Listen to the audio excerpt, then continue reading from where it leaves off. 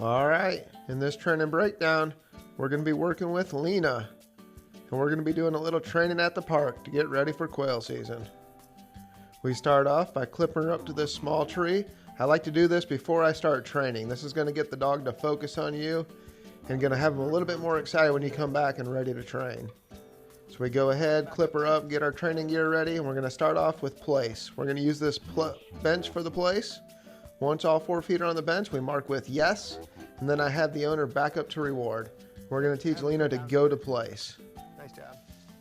Good job. We're just going to repeat this a few more times. I have the owner step back over towards the bench, look at the bench, and once Lina has all 4 feet on there, we mark with the word yes, and then move to reward. We're going to back up.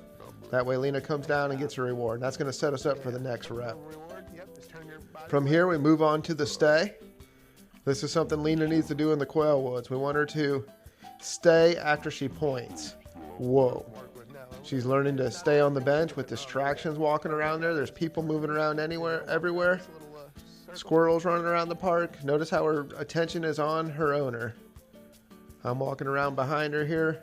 There's people walking around over that way. This is teaching the dog to focus on the owner.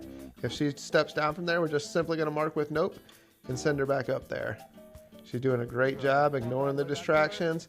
Have the owner take his time. Remember, we're training. If she messes up, not a big deal. We just fix it and try again. We're looking for areas where she needs improvement.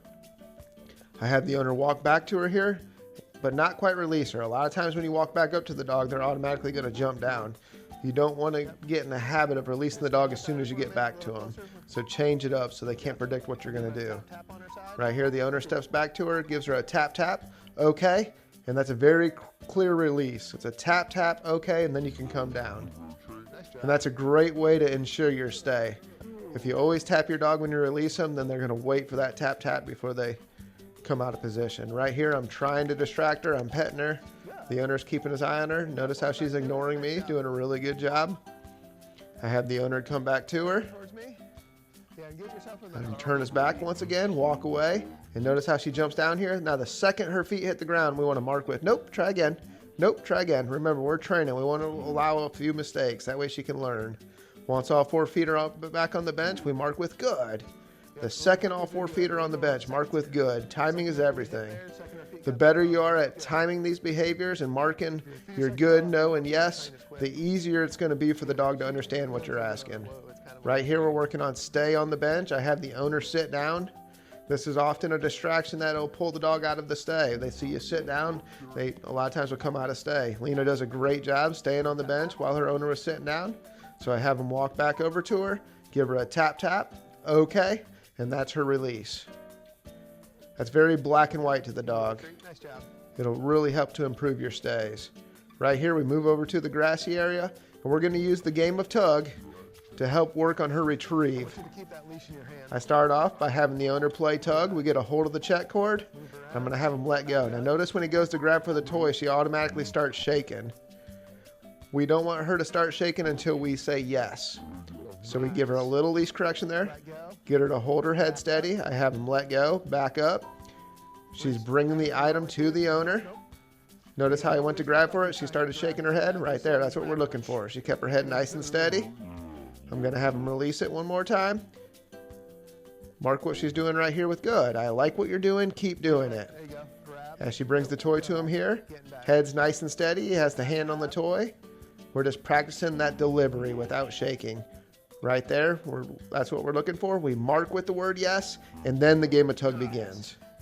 So it's great if she wants to play tug, but she's going to have to play on our cues. So when we say yes, then she can play tug. This tug is a great training tool.